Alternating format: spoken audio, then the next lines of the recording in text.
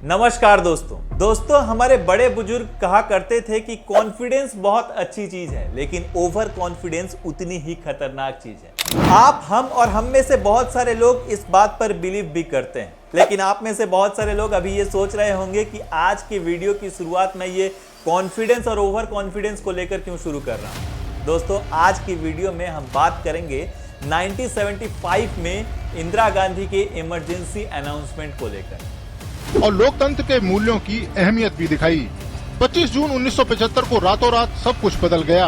26 जून एक देश का प्रधानमंत्री का ओवर कॉन्फिडेंस किस तरह देश की नींव को हिला सकता है, इसका परफेक्ट एग्जाम्पल है 1975 का इमरजेंसी अनाउंसमेंट।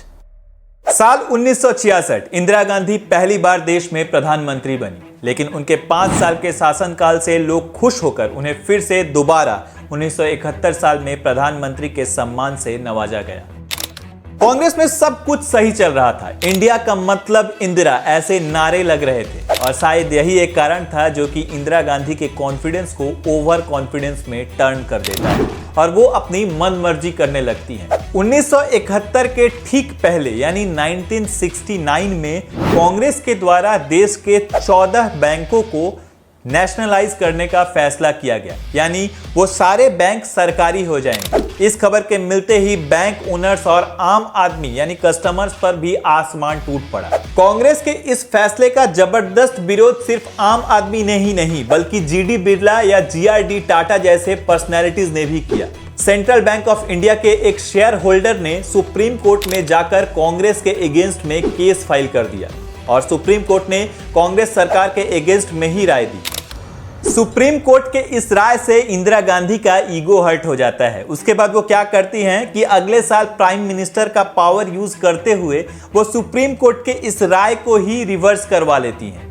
चलिए लौटते हैं 1971 साल में, जब इंदिरा गांधी को फिर से प्राइम मिनिस्टर बनाया गया था। उसी साल इंडिया पाकिस्तान के वार की वजह से देश का इकोनॉमिक कंडीशन बहुत ही खराब हो चुका था। महंगाई सर चढ़कर बोल रही थी। कांग्रेस का करप्शन आम आदमी की नजर आने लगा था।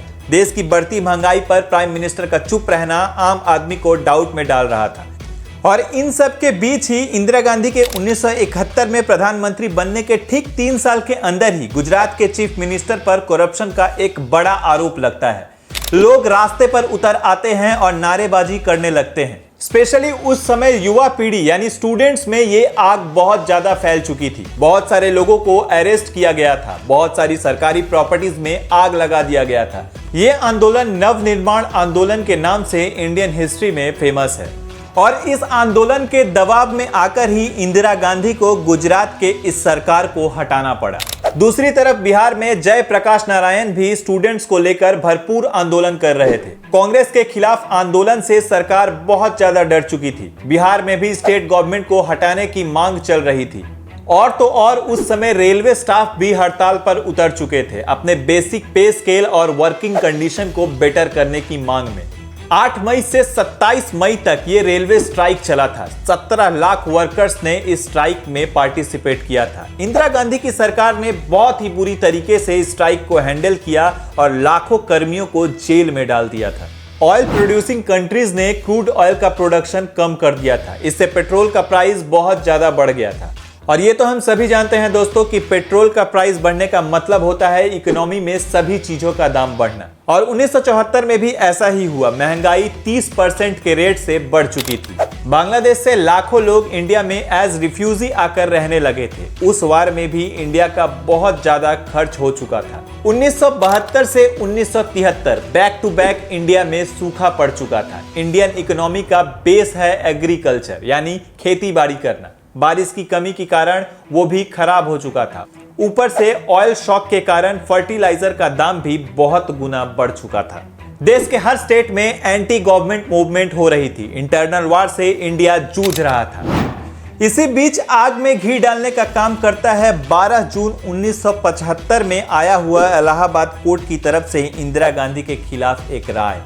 केस ये था दोस्तों कि इंदिरा गांधी 1971 के वोट में करप्शन का सहारा लेकर ही अपनी कांग्रेस की सरकार बनाई थी। इस मुद्दे पर राजनारायण ने केस कर दिया। ये वही राजनारायण था दोस्तों जिन्होंने 1971 साल में इंदिरा गांधी के खिलाफ वोट लड़ा था। इसके बाद इंदिरा गांधी को लोकसभा से हटा दिया जाता है क्योंकि इलाहाबाद कोर्ट इंदिरा गांधी के खिलाफ ही राय देती है। इंदिरा गांधी जिस आसन से वोट जीती थी उसे भी कैंसिल कर दिया जाता है। इस मुद्दे को लेकर इंदिरा गांधी ने सुप्रीम कोर्ट में अपील किया, लेकिन सुप्रीम कोर्ट की तरफ से राय इंदिरा गांधी के खिलाफ ही आया। सुप्रीम कोर्ट की राय में यह लिखा था कि इंदिरा गांधी से प्राइम मिनिस्टर की सभी सुविधाएं छीन ली जाएंगी, उनका वोट देने का अधिकार भी रद्द कर दिया गया।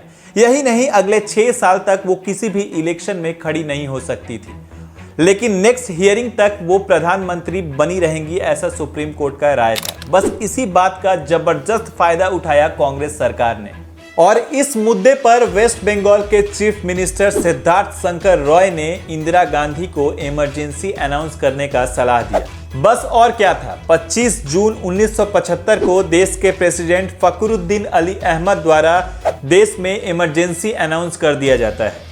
दोस्तों, as per Indian constitution article number 352 के अनुसार देश के प्रेसिडेंट सिर्फ 3 कंडीशन में इमरजेंसी अनाउंस कर सकते हैं।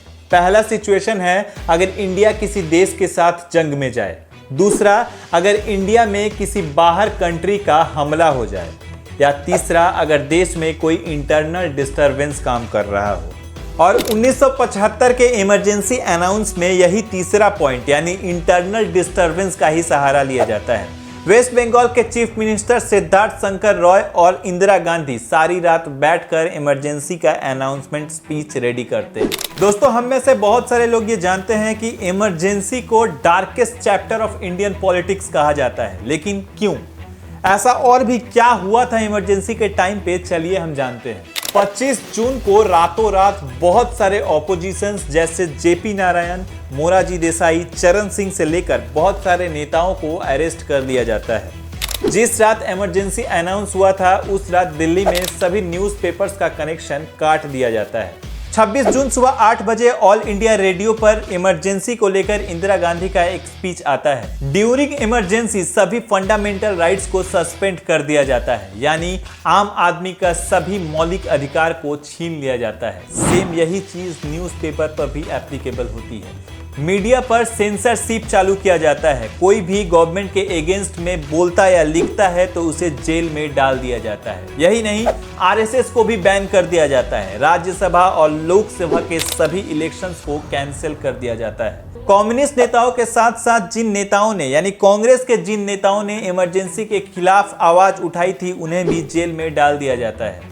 कांग्रेस के द्वारा इमरजेंसी के दौरान एक और घिनौना काम किया गया था, वो था मास नसबंदी। पॉपुलेशन को कंट्रोल करने के लिए इंदिरा गांधी के बेटे संजय गांधी ने हर स्टेट के लिए एक टारगेट सेट किया था मास नसबंदी का। गवर्नमेंट ऑफिसर, टीचर या आर्मी मैन सभी के लिए एक टारगेट हुआ करता था। अगर कोई भी अपना टारगेट मिस करता है तो उसकी नौकरी भी जा सकती थी या फिर किसी का प्रमोशन रोक दिया जाता था।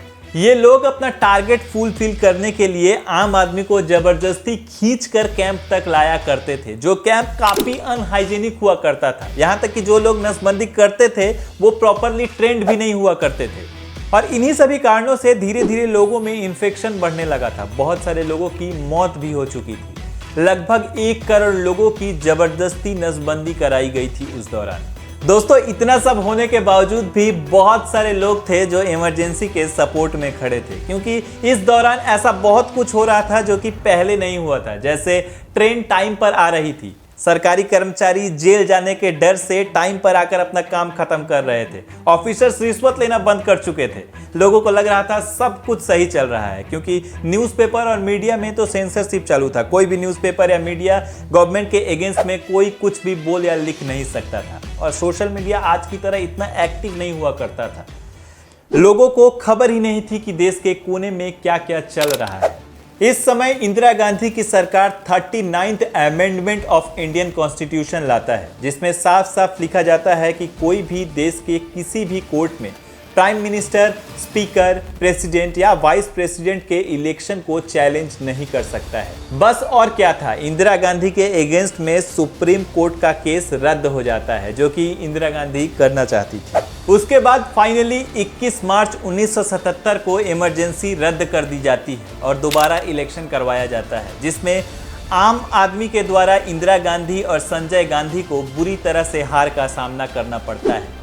और इंडिपेंडेंस के बाद पहली बार दूसरी पावर यानी जनता पार्टी सरकार में आती है, लेकिन ये सरकार 2 साल से ज्यादा टिक नहीं पाती।